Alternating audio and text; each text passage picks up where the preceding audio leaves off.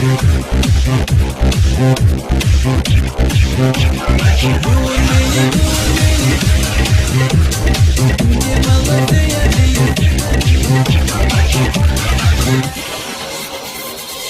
beni kınama koysaydın, ne bana seyen diye söyleme. Gençim ayladım yıllardan, yana düşüyor şarkınım. Bugün beni kınama koy, kalbim yandı, kalbim yandı. Bugün bana asla iştah olmadın diye diyor dostlarım benim yanımda. Gönlümden var ama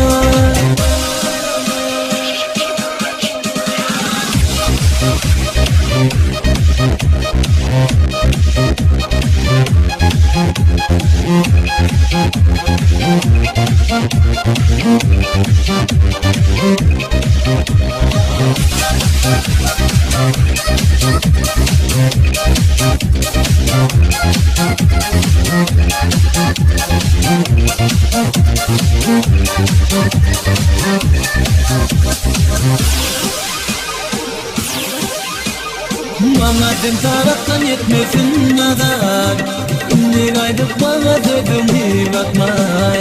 Secdelerimi yerlere koyay, beni bugün aldadım bir vefa.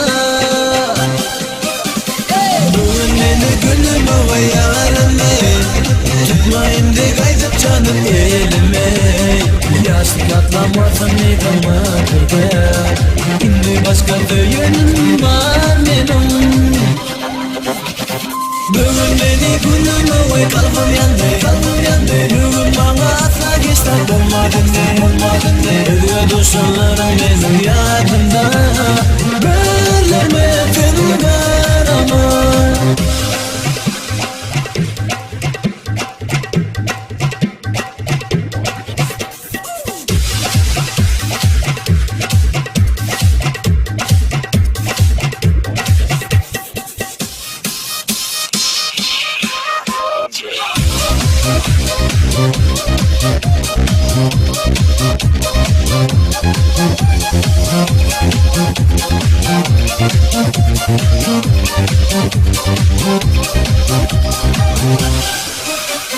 bugün beni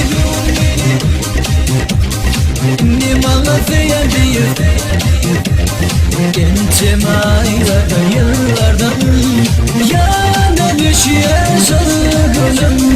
Bugün beni gönlüme koy, kalbim yandı, kalbim yandı. Bugün bana asla iştah olmadın diye diyor dostlarım benim ya.